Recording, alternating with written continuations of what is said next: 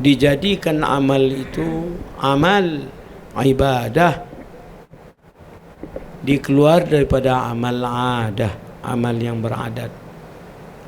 Amal yang beribadah ini maknanya pada sudut amal ibadah ini ada ubudiyah, mana ada kehambaan di situ, mana ada sudut kesedaran.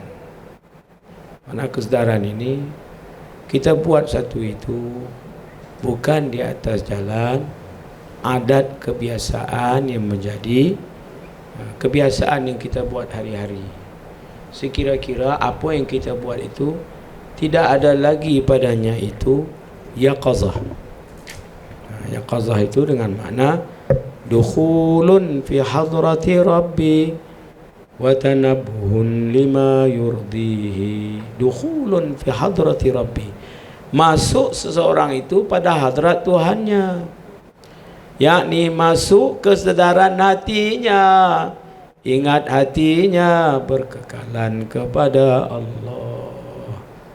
Ini ingat kepada Allah itu disertai dengan seronok, suka, senyum, kasih, gembira, bahagia. Mana ada rasa di situ. Kalau ingat Tuhan tidak ada rasa apa-apa, pastilah amal itu jadi malalun, kaslun, futurun. Pasti. Lagi beramal, lagi malal, lagi jemu. Lagi beramal, lagi kaslun, lagi malas. Lagi beramal, lagi futurun, lagi letih. Kalau kita membuat satu perkara yang berulang-ulang, benda yang sama, sepatutnya yang masuk akal itu jadilah perkara yang kita buat itu satu kemahiran kita. Jadi mahir apabila kita buat satu yang berulang-ulang, ya, mana satu perkara kita buat sama hari-hari ulang-ulang, jadi mahirlah. Kalau sembahyang itu patutnya sembahyang itu jadi mahir, hadir, ingat, tumbuhlah. Sebab tujuan sembahyang itu untuk menyampaikan kepada hadir, ingat, tumbuh. Itu maqasidnya. Yang kita beramal daripada tadi pukul berapa tadi sampai sekarang pukul 2 pagi. Tengok di mana setelah kita beramal ini. Apa yang timbul di hati kita? Apa yang rasa? Tak rasa apa satu. Yang ada rasa bila nak balik ni, dilam duk tunggu. Letih pun letih dah. Itu pula yang timbulnya. Wah, kita kertuk bukan nak keluar itu. Kita duk kertuk berapa jam tadi itu supaya keluar hal-hal yang bangsa ruhaniah, hal-hal yang bangsa qarib. Iqra wasjud waqtarib. Bukan iqra, baca, yakni sudah kita baca, faham, ingat, ilmu itu yang kita baca, faham, ingat itu, ya. Iqra itu dengan makna baca, baca itu dengan makna faham. Kalau kita baca sesuatu itu tentulah nak faham. Kalau tak faham kita baca lagi. Jadi bila baca itu dengan makna faham, nak fahamlah. Bila sudah faham, ingat. Jadi bila baca, faham, faham, ingat. Ini tiga perkara ini menjadi rukun tu alim. Satu orang nak jadi alim, ini rukunnya. Mesti ada baca, mesti ada faham, mesti ada ingat apa yang kita baca faham. Ada ingat, ada ingat. Dia tak lupa. Alim lah. Itu rukun. Siapa nak jadi alim? Penuhkan rukun itu. Tapi alim yang belum sempurna. Alim yang sempurna itu setelah dia baca, faham, ingat, dia amalkan apa yang dia baca, faham, ingat. Tambah satu lagi pula. Baca, faham, ingat, amalkan. Sebab hakikat manusia itu tidak terlepas daripada amal. Sentiasa kita berbuat sesuatu. Boleh kita terlepas buat, tak buat apa langsung? Tak boleh. Mana Hakikat insan itu sentiasa berbuat sesuatu. Maka dalam buat sesuatu itu mesti ada niat. Niat itu permulaan bagi amal. Apabila niat itu sudah kuat dalam hati, yakni jadilah niat itu ini dawamun. Mana? Daimun niyah. Dalam perbahasan fiqh itu diajar kita pertama niat. Setelah ada niat, ada daimun niat pula. Niat tadi waktu sembahyang ialah Allahu Akbar. Aku sembahyang sunat tarawih adalah qasad arad itu, ta'yin itu. Ya, itu sah dah amal kita. Ketika itu waktu kita hadir, ketika kita Allah, kita ada tumpu, ada ingat. Buat apa itu ada muqaranahnya. Ada penyertaan hadir di situ. Ya, di situ jadi segar roh ketika itu. Tapi bila dah lupa itu, jadi roh itu mati pula. Mati. Jadi sebab itu fiqh pula anjur. Jadi daimun niat pula. Dikekalkan niat itu. Bila kekalkan niat itu, kalau niat yang kekal dalam hati kita sudah tetap, jadilah hudur.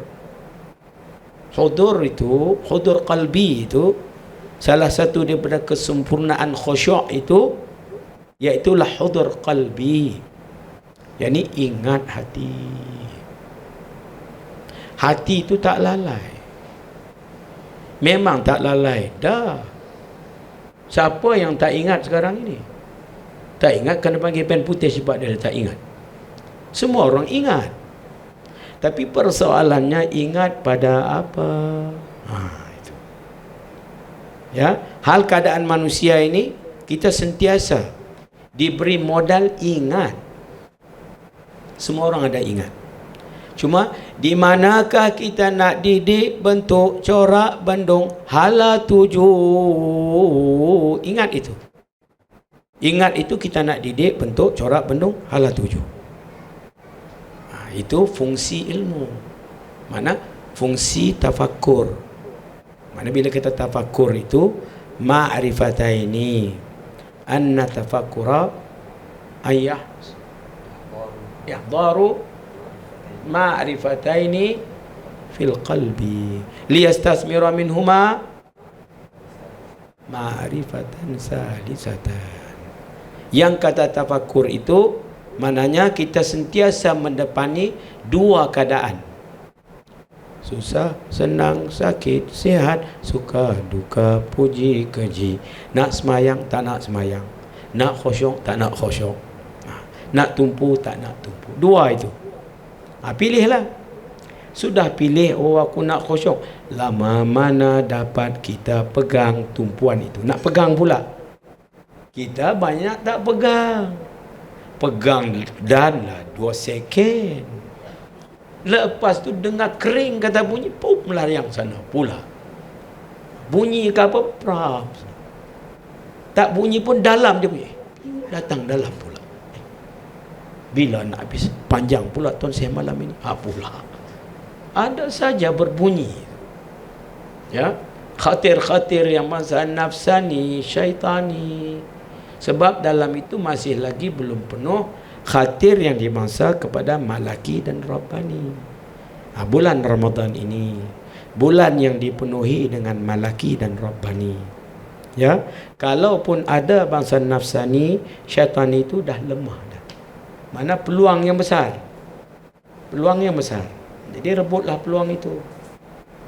Ya. Malam ini dah berapa kita berpuasa?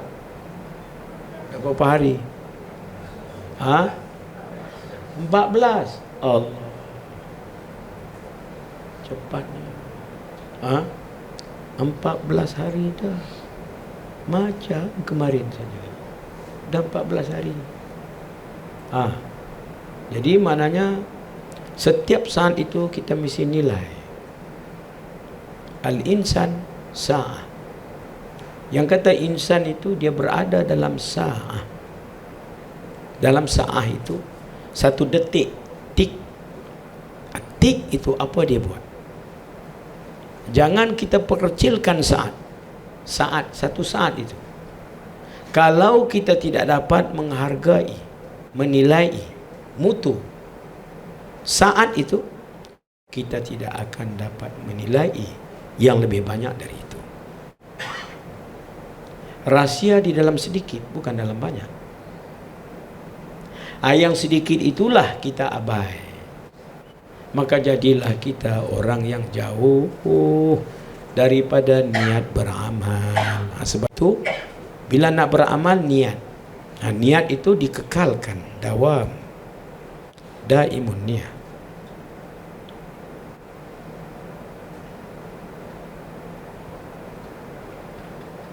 Jadi bila daimun niat itu, puasa itu menolong. Sebab puasa ini satu amal bila kita bermula saja daripada masuk fajar itu sampailah waktu maghrib. Selagi mana maghrib tidak masuk, selagi itulah hal kita itu hal ibadah. Sebab itu didik, bentuk, corak, bendung, hala 7. Mana hala 7 yang nak sampai kepada pintu gerbang makrifah yang cukup cepat. Ramadan. Syahrul Ramadan alladhi unzila fihi al-Quran. Pada bulan Ramadan itu turun padanya Al-Quran. Yani turun padanya itu makna yang dapat didik, bentuk, corak, bendung, hala 7. Hala 7 pada satu pintu gerbang yang pasti padanya itu falah dan najah. Allah. Inilah bulannya. Bulan yang padanya itu ada padanya itu amal yang saleh.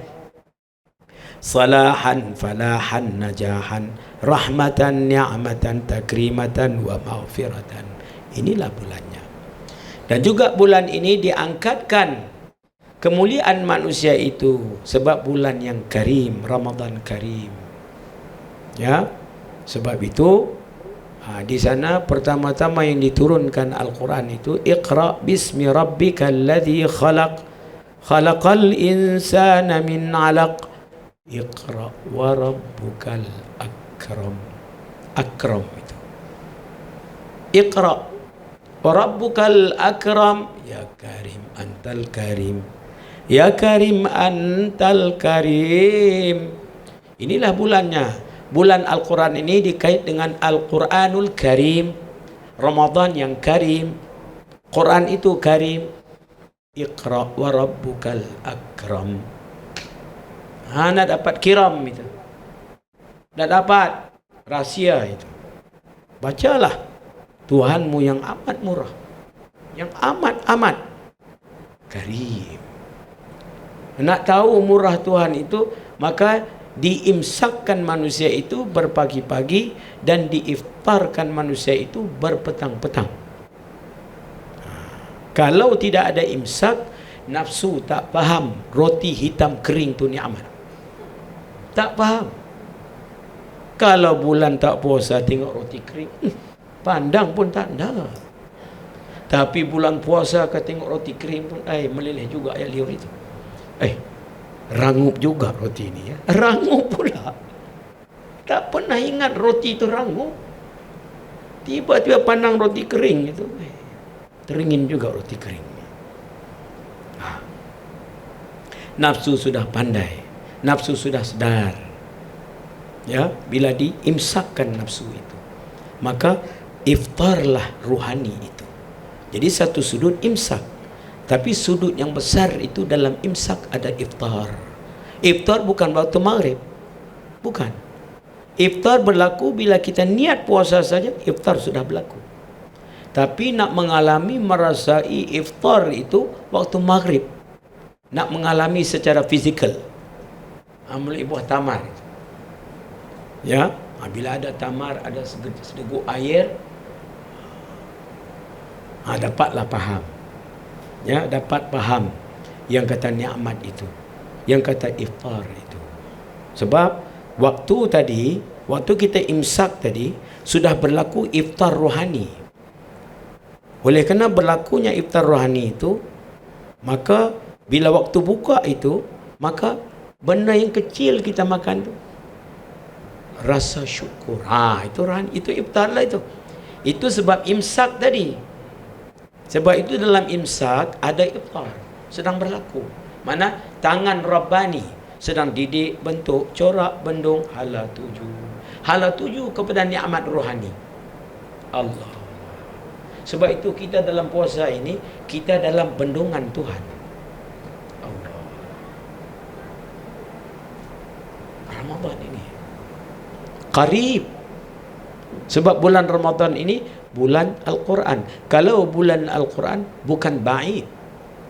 Sebab itu iqra wasjud waqtarib. Wasjud waqtarib, bukan wasjud wabta'id. Sujudlah. Mana sujud di sini dengan arti kata kehadiran di dalam itu. Mananya dijadikan kita ini khalaqahu wa sawwarahu wa syaqqa samahu wa basarahu bihaulihi wa quwwatihi tabarakallahu ahsanul khaliqin. Itu mana sujud tadi, sajada wajhiyah lilladzi khalaqahu.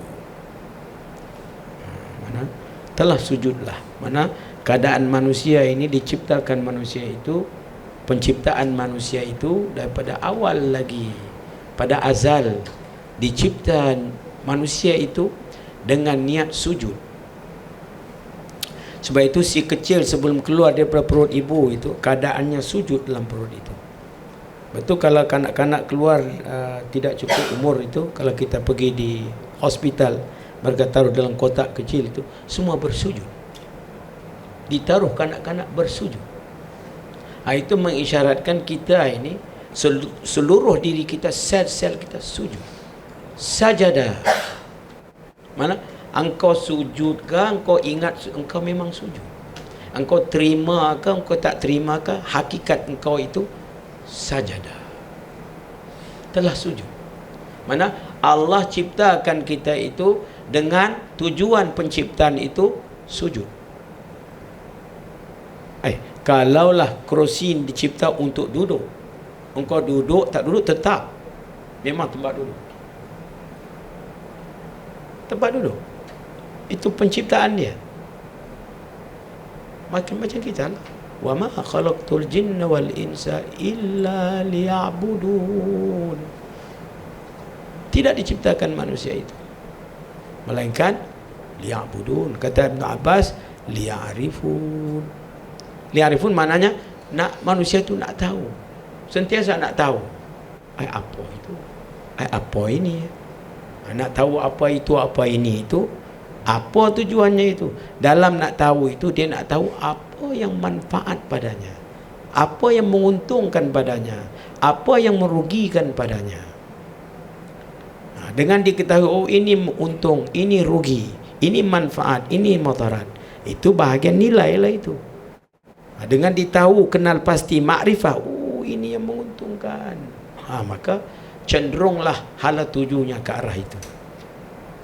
Tapi kalau nilainya itu, pengenalan pada sudut nilai sesuatu itu tersalah, tak terbentuklah. Macam kita hari ini, kita tahu pada akal ibadat itu baik, tapi belum lagi terbenam di dalam itu, sehingga sudah terbakar dalam itu. Kalau terbakar, dia sudah ada kepanasan dalam. Bila ada kepanasan, bila masuk saja tempat ibadat, sudah sampai tempatnya. Macam ikan jumpa kolam. Bila ikan jumpa kolam, apa jadi ikan itu? Tenang. Ya, macam orang mengantuk dia jumpa bantal. Apa jadi? Terus ghaib huyuk. Tak tahu dah ke mana. Bermimpi pula lagi. Ya, begitulah orang-orang yang telah sampai pada mahal ibadah itu. Bila sampai, Dia sudah tetap. Sebab itu bila kita beribadat, mesti jaga niat itu. Niat yang kita pasang niat itu, ditetapkan tumpuan pada niat itu. Jangan lepas. Sebab itu orang puasa ini memang cepat peningkatan dia. Ya, tinggal lagi kita nak bendung sikit-sikit saja. Kita dah puasa dah. Tinggal lagi dengan keadaan kita puasa tu kita nak ingatkan, nak tumpukan. Jangan lalai. Hadir selalu. Bila nanti buka puasa, kita makan nanti, jaga. Baca ya azim, ya azim, ya azim, ya azim, ya azim, ya azim, ya azim. Dalam hati itu sebelum makan. Supaya kebesaran Allah, kebesaran Rasul, kebesaran apa yang Allah kata besar, apa yang Rasul kata besar, itulah menjadi kebesaran kita. Kita makan keadaan itu. Sehingga dia akan mencernakan pada seluruh organ-organ kita, dapat kekuatan untuk kita membesarkan Allah. Ringan kita, seronok untuk membesarkan Allah. Itu. Sebab tu sebelum makan nanti mesti ingat ya azim, ya azim, ya azim. Terus makan. Ya, mudah-mudahan dengan penerangan yang kita belajar malam ini, semalam apa yang kita belajar tentang Ramadan itu, siapa ingat? Apa makna turunnya Al-Quran itu? Recap sikit.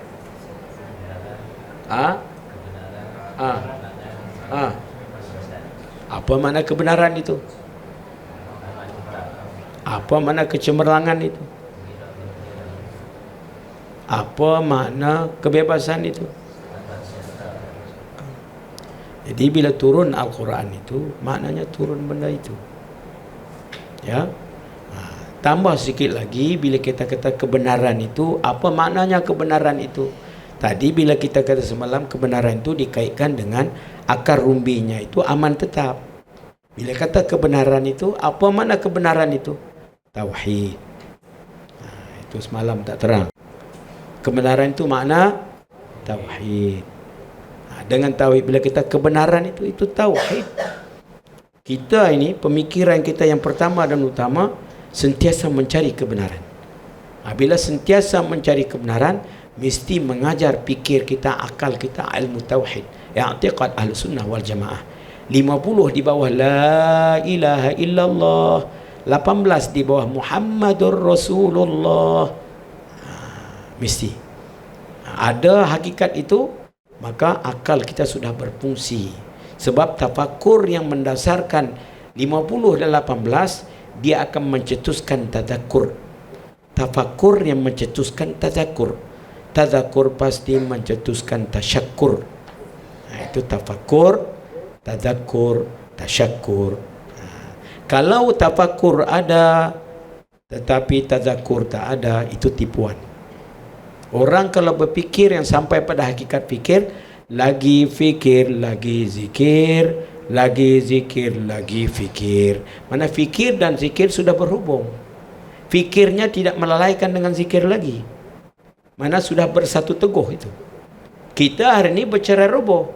Fikir bercerai dengan zikir. Tak tahu kita fikir dan zikir bagaimana.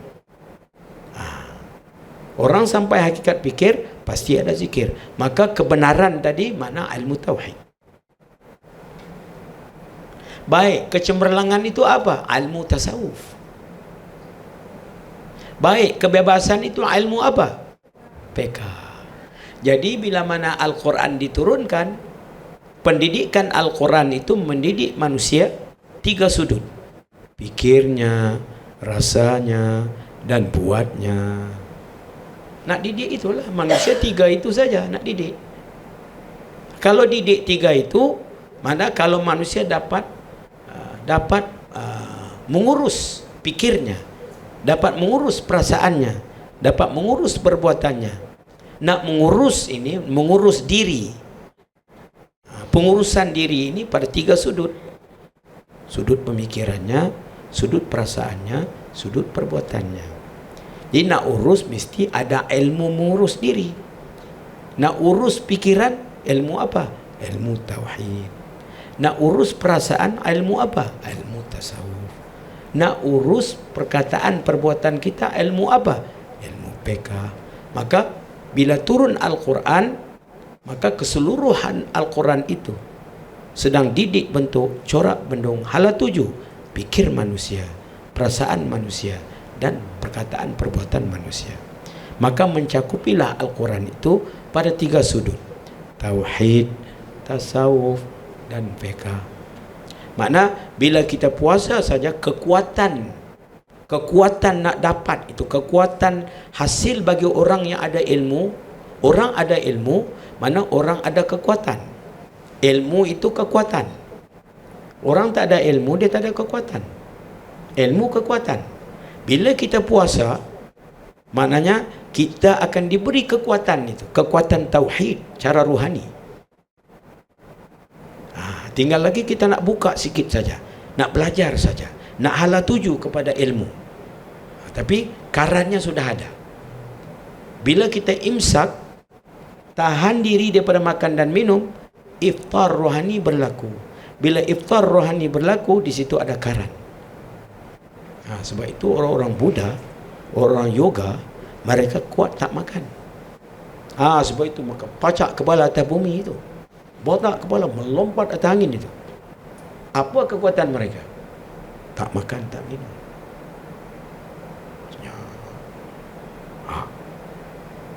Tapi tak makan, tak minum mereka itu didasarkan dengan niat-niat tertentu yang jauh daripada Muhammad Rasulullah. Jauhlah. Tapi walaupun begitu, ada juga mereka dapat kekuatan-kekuatan yang luar biasa itu. Maknanya memang bila kita tahan tak makan tak minum, ini luar biasa kekuatan itu kita akan dapat. Ya, baik. Malam ni kita tambah tauhid, tasawuf, fiqh. Maknanya kebenaran, kecemerlangan, kebebasan. Kalau ada kebebasan, bebas apa pula fiqh ini? Itu tak boleh, ini tak boleh, macam mana bebas? Nak jawab bagaimana itu? Tu tak tahu kena tanya. PK kalau bebas dikait dengan PK, macam mana bebas? PK kan hukum. Kita buat misal lah, kita naik kereta itu jalan raya, ada undang-undang, ada hukum tak? Ada undang-undang tak? Undang-undang tu hukum lah. Cuba bawa kereta tu, jangan ikut undang-undang. Bebas ke terbabas? Baru dia nampak, oh betul lah. Itulah. Hukum PK itu memang hukum, tapi hukumnya luas. Cukup dah, kita boleh bernapas. Hukum PK itu boleh bernapas. Cukup hukum itu dia tidak sempitkan engkau. Luas yang amat. Cukup. Kalau kau nak melampaui hukum itu, terbabaslah, bukan bebas lagi. Sebab itu orang yang memahami hakikat PK, dia bebas, bukan terbabas. Ya, mudah-mudahan penerangan itu kita tingkatkan kesedaran kita. InsyaAllah besok kita puasa 1 hari lagi. Ya, setiap saat dan ketika jaga niat kita, jaga gerak-geri kita, sama-sama kita jaga tolong-menolong antara satu dengan yang lain atas jalan kasih sayang. Mesti kena jaga ada adab. Ya, ada peluang untuk khidmat, sama-sama kita sentiasa khidmat. Sebab Allah kasih orang khidmat. Siapa yang khidmat, Allah tawarkan dirinya. Ini bila Allah tawarkan dirinya, dapat semualah. Jangan takut. Allah. Ya. Ghafarallahu lahu wa li walidayya wa li jami'al muslimin bi jahi sayyidil anbiya wal mursalin wa awliya'illahi salihin. Amin. Nafa'ana Allah bihi wa iyyakum kama nafa'a bi asli annahu jawadun karim wa la hawla wa la quwwata illa billahi al-'aliyyil 'azim wa an yaj'alahu khalisan wajhil karim was sababan li fawzi bi jannatin na'im. Amin.